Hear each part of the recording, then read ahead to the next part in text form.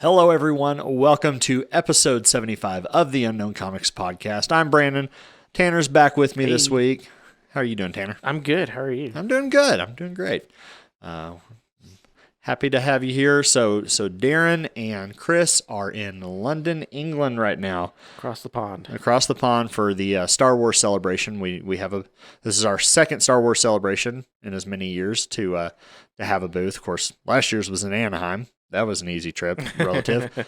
Now they're in London, so they shipped some product to a friend store that we have there, and kind of packed what they could for booth decoration. We can't take grid wall and stuff like that. You didn't want to drop ship grid wall? No, not worth it.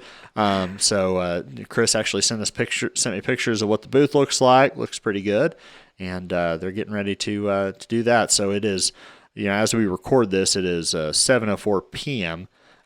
London time, or our time, Central. London being 6 hours ahead of us. So it is currently 1 a.m. there. So I asked Chris and Darren if they wanted to call into the podcast. They told me no. What? Like 1 a.m.'s late or something.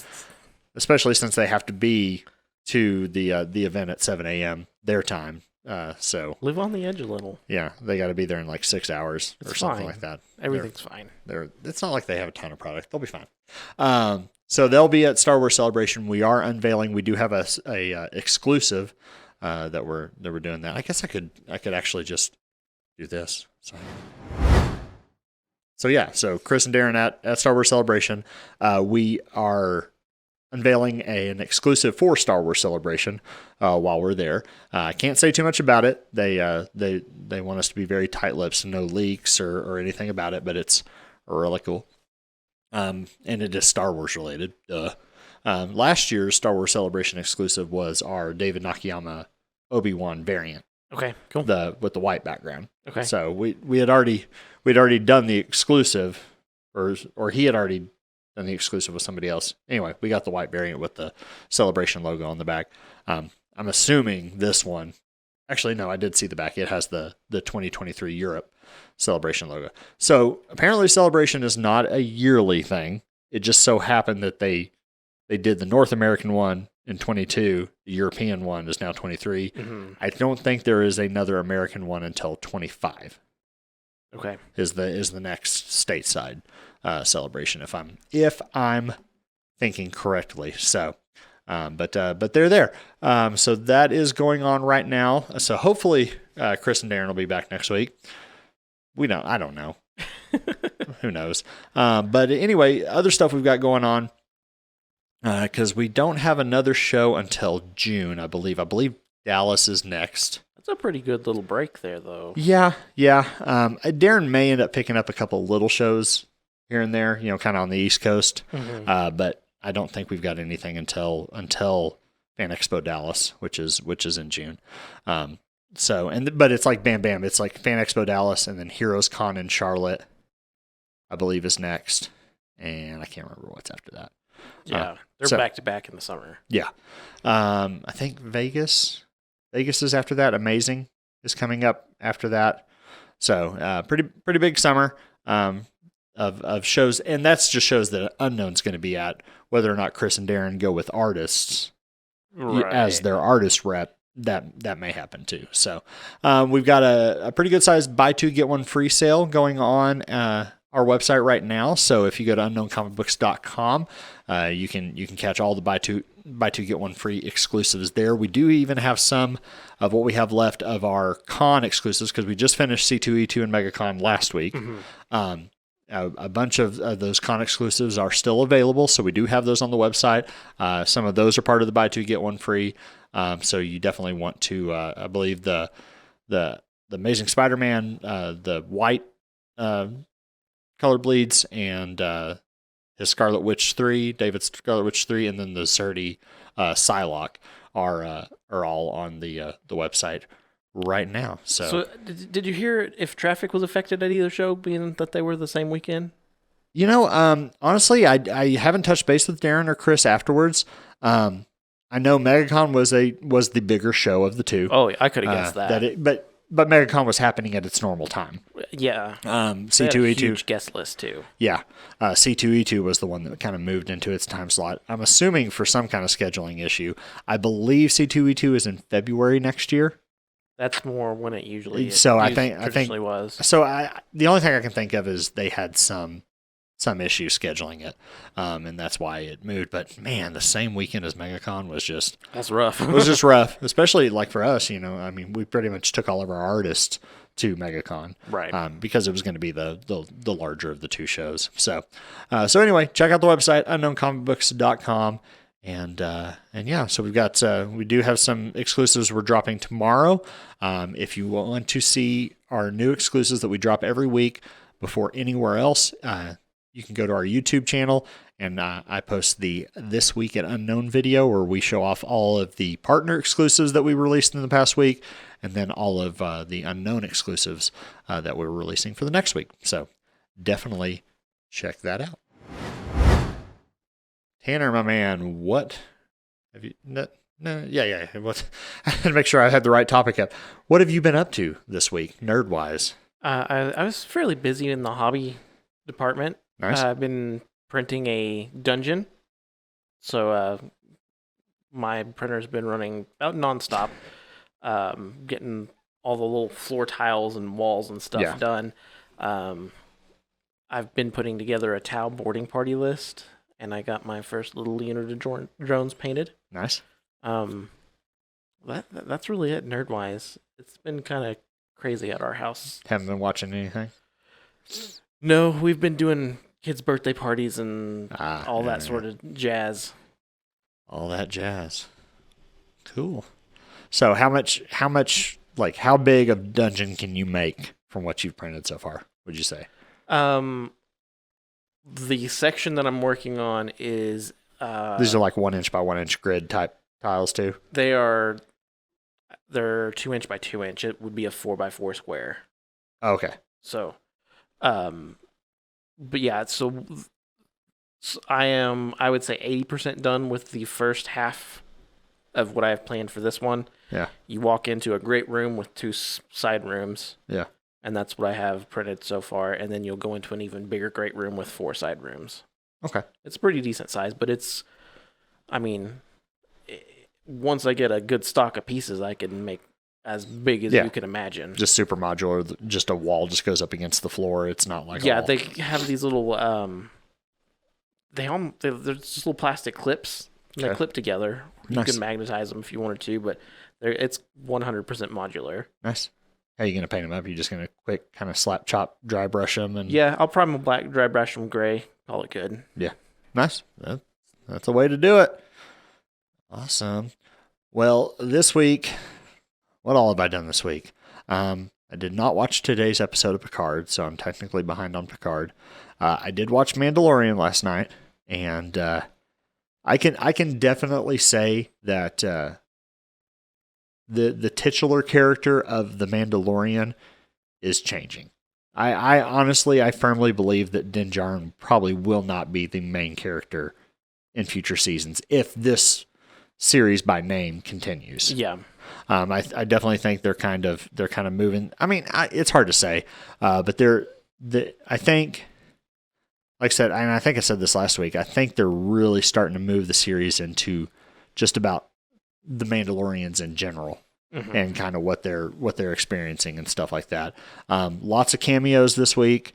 Don't want to spoil that. I had one of them spoiled for me, just because I have a news app on my phone called Flipboard, and I need to be better about not checking that stupid thing, because what it does is it like prefetches the news articles. Yeah, and so what may be just a title link on something, well, it goes and searches the article for an image to pull it in, to kind of attach with it to make it look like a magazine article. Yeah. And it'll pull an image from further down the article. And it'll be the spoiler It'll be like a spoiler image or something. They'll say don't scroll past this, but the app pulls it out for me. And so I can't like be super mad, but I can be a little mad that, it's like, can you wait 24 hours before you post this stuff? But right. They won't, because they want to be the first ones to post it and all that jazz. They want their clicks too. Yes, I know. But anyway, So yeah, caught up on that. I'm enjoying the season. Probably not my favorite season. I definitely think the first season is still probably the hallmark of The Mandalorian, but pretty good. I'm enjoying seeing more Mandalorian story arcs. My daughter's trying to get me caught back up on Bad Batch. I watched a couple more episodes this week. Some episodes are just hard to get through. I just want to fall asleep. But it's okay. Like I know there's the thing is there's reward for watching it. But there's big nuggets of kind of the overarching lore. You wait till it's over, and then someone will release a show breakdown just a recap of video. which episodes you need to watch to get the main plot points. But my daughter wants to watch them. Wants me to be caught up and to wax poetic about it. So, but anyway, so yeah, did that. Hobby wise, I mean, I technically hobbied. I made miniatures. You did. And if you're watching the video version, I'll show you. My miniatures look like this. Those are the most painted miniatures I've ever seen of yours. There is no gray primer on this. This is full color. It is. I'm proud. So you can't say I put anything black and white. Yeah, granted, they're miniature or they're paper, kind of heavy duty paper, but they're about to be little trifold miniatures. So Tanner and I last week we played a game called Age of Fantasy, which is pretty much a knockoff Age of Sigmar, using pretty much generic whatever you want to bring miniatures. And a lot of fun. It is a blast. It's simple. We had a good time. There's like a campaign way you can play through it, and like a loose unit skirmish. So we're diving in. You actually played it with your boy, your 5-year-old, 6-year-old, and he had a good time playing it. We're gonna start our campaign lists and do that after we wrap the show tonight. So. We did release a new episode of Reaper's Creepers this week. You did? What'd y'all talk about? On Monday, we talked about Lizzie Borden. Oh yeah, you mentioned y'all were gonna talk about her. So which we don't do anything live; it's all pre-recorded and audio only. But you can find us on any of the podcast platforms. Funny fact: when I was a little kid, I was convinced that the story of Lizzie Borden had to do with the dairy plant that was here in Amarillo. Like Borden Dairies. Yeah. Because we had the Borden plant by my house growing up here in Amarillo. And that's funny. And I for some reason, I thought that story had to do with that. And then the haunted axe-murdering dairy plant. and kind of find out it's not about that at all. I was completely wrong. So yeah. And then, so I've been pretty much geeking out on playing Age of Fantasy. And then, still playing Total War, still on my campaign. I'm probably added another 40 turns. I'm up to turn 220 of this game, and I'm getting close. I've almost healed all the forests once because I'm playing Wood Elves in Total War. Once I heal all the forests, I'll get all my beefy armies and I'll converge them on because so when you play Immortal Empires, the big main campaign, it generates like a random end game. Okay. Scenario. So this one is the Black Pyramid of Nagash. So you beat that and then you complete your campaign basically. So there are like short-term campaign goals, there's long-term campaign goals that give you kind of bonuses as you go, and then there's two different campaign endings. There's your normal campaign ending, which for mine is just like occupying a ton of different settlements or raising them. Really. Okay. That's boring. This one is actually destroying the Khemri and just destroying the Black Pyramid of Nagash, which is really cool. So, so hopefully, like I said, I only sit down and play like a couple turns at a time. But yeah, having a lot of fun with that. So there we go. Our main topic tonight is I mentioned earlier I was trying to think of a topic for tonight, and I actually looked down at my Ten of Swords Unknown shirt, and came up with this topic of our top 3 favorite fictional swords, whether they be magical, powerful, or just iconic. Pretty much ran the gamut. So I didn't have any particular rules with this one. It just pretty much had to be a sword. So we'll go ahead and get moving along with Tanner's number 3. Longclaw from Game of Thrones.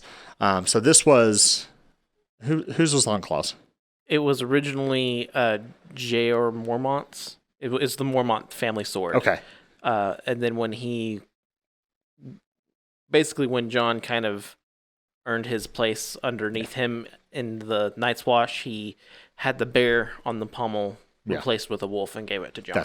That's right. Because who ended up getting ice after Ned was... It was reforged into 2 swords, and That's right. Jaime ended up with one, and I think Joffrey ended up with the other. That's right. Yeah, that was the insult, was that they melted down ice. Yeah. Yeah. Which, I mean, there's not anything particularly special about Longclaw. It's just a Valyrian steel sword. Yeah. But I can say, out of all these swords in Game of Thrones, off the top of my head, without having to look them up, the only 2 that I can remember the name of is Longclaw and Needle. Yeah. So, I mean, I would definitely say it's one of the most iconic swords from the show. Yeah, well, just the pommel alone. Yeah, and they mentioned several of the other swords throughout the series, but you don't really realize how important they are to the story. Yeah. Compared to how the books make them. Definitely. Yeah, it's John's always he's probably my favorite character throughout the majority of the series because Robb Stark died so early. Yeah. He was definitely my favorite, but alas. He ended up getting a dog put on his head. All right. Well, moving on to my number 3, the Ivory Dragon katanas. Actually, there's actually more than one. Both McLeod's, Duncan, and Connor had one, but the Dragon katanas from Highlander, which I believe Connor's actually was Ramirez's sword first. I don't have it pulled up in front of me, but I believe Ramirez, who was played by Sean Connery, gave Connor his sword, or had him had one forged very similar to it, which is hilarious that, in the mythos of Highlander, I guess it speaks to just how good katanas are in the pantheon of swords, is that a Spaniard and a Scottish Highlander both end up using Japanese katanas, or two Scottish Highlanders end up using Japanese katanas as opposed to their native cultures, right? You'd think a Spanish immortal would have like a rapier, like a fencing type sword, and that a Scottish would have claymore or a bastard sword of some sort, long sword. Nope, katanas. That's funny. All the way. The McLeods had katanas, but had that very, kind of a lot like Longclaw, that very distinct pommel that had the ivory dragon head, and both Connor and Duncan used it. So yeah, my number 3, the Highlander Dragon Katana. Moving on to, I didn't mean to do this thing there, but that's fine. I did it anyway. Moving on to Tanner's number 2. So I had a hard time picking a single sword from this universe. From the Warhammer 40k universe? Just Warhammer in general, because there's the Sword of Cain. Yep. There's the sword that almost killed Taurus. Yes. There's Fulgrim's Demon Sword. Yep. But I ended up going with the Emperor's Sword. Okay. Which doesn't really have a specific name. It's just his sword. Well, in that world, that would be a name, though, since he's basically a god at this point. So, but yeah, it's just called the Emperor's Sword. He forged it using his psychic powers along with his forgery skills, and actually wielded it during the Great Crusade and the Horus Heresy. Yep. It is actually one of the few swords, I think, in 40k that is not a power sword. It is a force. Well, they had force swords. Librarians could have force swords. Yeah. Which were like the psychic power swords. But yeah, this is definitely, it's magic. Yeah. It flames up and everything when you use it. And it is one of the few weapons that that you can truly kill a demon with and not just banish it back to the warp. Right. And so that's pretty cool. So who has the Emperor Sword now? Gilliman. Gilliman does. Mm-hmm. Yeah. Belisarius Cawl had it for the 10,000 years. Okay. And he just kept it in a vault. And then when Gilliman was resurrected, he was given it. Gotcha. because that's what Call does, is he hides stuff and doesn't tell anybody until he's like, hey, guess what I have? Do you need all these Space Marines? Guess what? I have all these Space Marines. Better late than never, man. That's all I got to say. All right, moving to my number 2, and that is the Sword of Power, or Power Sword. It's technically the Sword of Power from Masters of the Universe. I couldn't put it all in the title without squishing it, so I abbreviated MO2 on the video. But anyway, it is the sword that He-Man raises into the air and calls out and changes into He-Man with. And it's the sword that Skeletor tries to get his hands on. Can't do. There's kind of different. There's different lore behind the sword, the Power Sword. In the original Filmation cartoon that most people are familiar with, there was just the Power Sword, and that's what He-Man had. Mm-hmm. That's what he changed with. That's what Skeletor tried to get because it was the key to Grayskull and all this stuff. In the comics, the little comics they did, and the figures, and the little lore bits you get with the figurines and stuff, and in other fiction, there were actually 2 Power Swords. There were Skeletor's, and then there was He-Man's, and when you combine them, they became the main Power Sword. So like when you bought the actual figures, the original figures, you only got half of a sword. Yeah. Like He-Man could still hold it, and you kind of faced out the actual sculpted side, but the other side was flat and had like a little notch in it. Yeah. And then Skeletor's was purple. So He-Man's was gray, Skeletor's was purple, the exact same cast, but it had a notch in it. Uh-huh. And so you could get it together. But plastic in the 1980s, they, over time, and in the video you'll see this, but they would just start to kind of pull apart. Yeah. And so you'd put them together, and they would never come together. And then you could actually make them hold the whole thing. And then they had, the toys, you had different colorations and stuff. Some would glow, some were, some were blue. Every little gimmick they could think of to buy it. But yeah, no. So growing up, that was just iconic. I had a plastic, toy Power Sword, growing up, and it had the little He-Man vest that I could wear. I always just had swords in general. When I was in middle school, I fenced competitively, so I've always been a sword guy. Like at AC? Uh-huh. Yeah. There was a Hungarian fencing teacher that we had here for the longest time, here in Amarillo, if I remember right. He did a few workshops for us. Yeah. Well, that's cool. I always knew there was fencing here. I just never did it. But yeah, no, I just growing up, it was just it was that. So my struggle is I had a bunch of favorite cartoon swords. My other favorite one is the Sword of Omens from Thundercats. Mm-hmm. And so I had to choose which one was more favorite. The Sword of Omens was just pretty BA. It had a lot of special features. One, you could stow it as a knife. Yeah. And then it grew, and you could signal all the other Thundercats, and you could piss Mumra off with it. And it was cool too. Still not as cool as the Power Sword though, just because it's He-Man. So that was my number 2. All right, Tanner, your number 1. I could have done this whole subject and just looked at swords from Middle Earth. Yeah, Middle Earth has a ton of swords. But this is probably, I would have to say, Narsil is probably the most famous of all. Sting, I think Sting just because it has the most screen time or book time, just because the main protagonist's sword. Right. But Narsil's definitely, I would say, the most important to the plot. Yes. And it's not anything special. It's not. It's now. I do think that in some of the appendices where Tolkien's just talking about his universe, I do think he says something that swords grew in power as their fame grew. Okay. Kind of almost the way the warp works. Yeah. Just the fame itself was a power behind it. But it technically was just a regular old steel sword. Yeah. Probably why I picked it as my favorite is I think you can metaphorically tell the whole story in the story of the sword. Okay.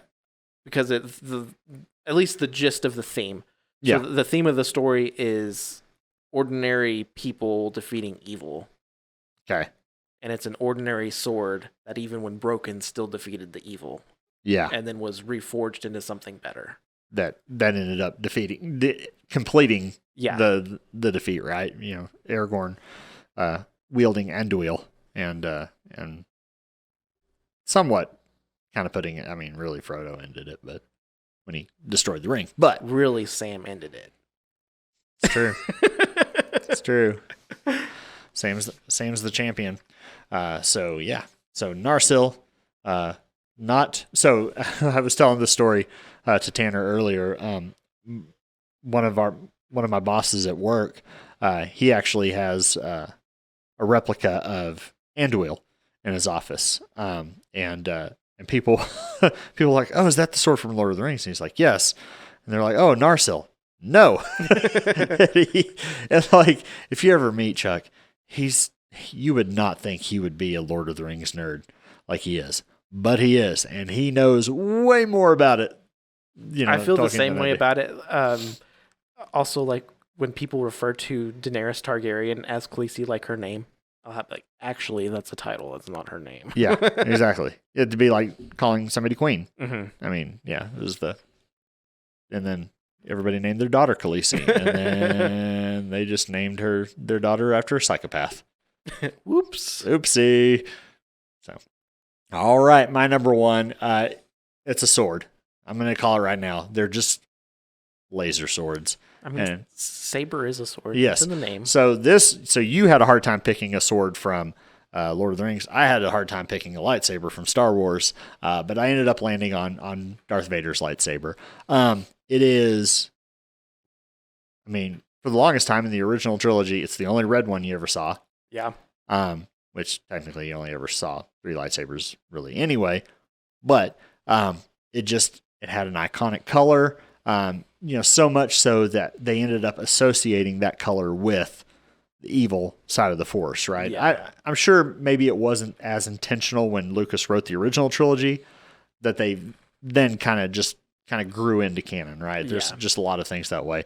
If you've ever held a replica of his saber, it is the wonkiest like layout of saber. There's no symmetry to it. It's got weird buttons and knobs and stuff in stupid places. Like I can't imagine actually fighting with it. Yeah, it just feels weird. And that is because of what Lucas chose to prop, or what Lucas's prop masters used. Just trying to make it look sci-fi. Well, it's part of a camera flash. Okay, yeah. The two lightsabers you see in the original series, Luke's being the exception, are modified camera flashes, Graflex camera flashers, and they just kind of modified them. I don't know how many times I'm going to say that word.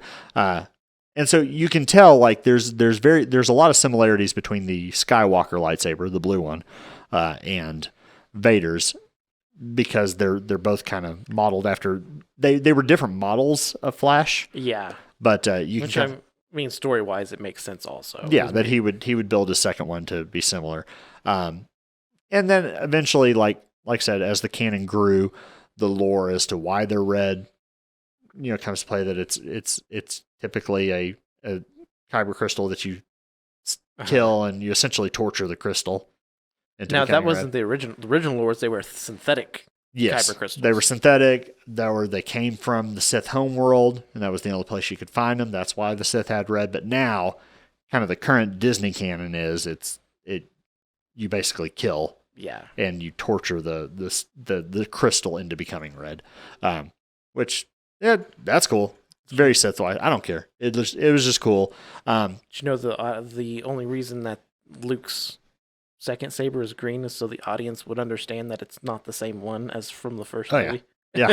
Which, if you go back and you watch the original, like before the special editions, before he did a lot of the remastering, like even before the first VHS remasters, honestly, and if you watch A New Hope, they're white. Yeah. Their color was like they could only put so much color into him. It got better in Empire Strikes Back. Yeah.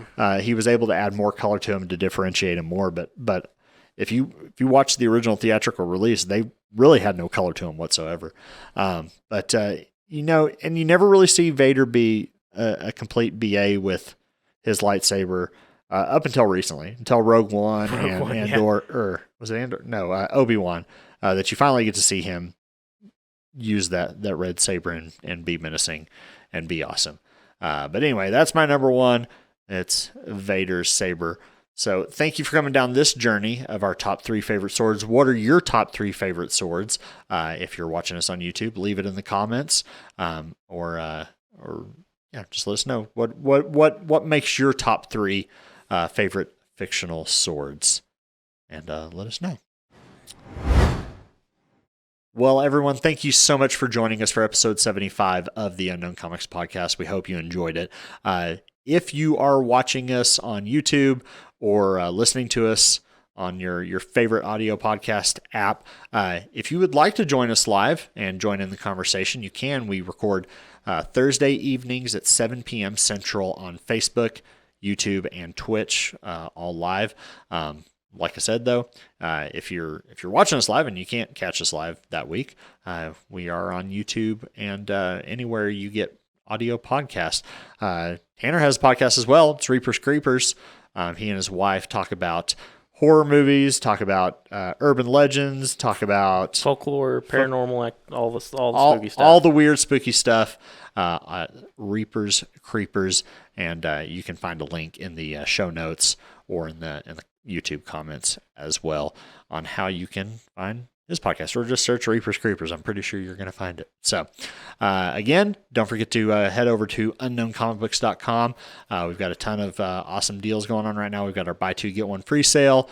We got Star Wars Celebration happening, so be keeping an eye out on our social medias and everything for all the releases that we've got, or the convention exclusive we've got coming out of that, and then just all the other stuff we've got going. Tanner, thank you so much for joining us again. Yeah, thanks for having me. And I'll continue to keep having you back on just because I like having you on. We appreciate you. Have a great day or whatever, whenever you're listening. Be good. We'll talk to you later. Bye.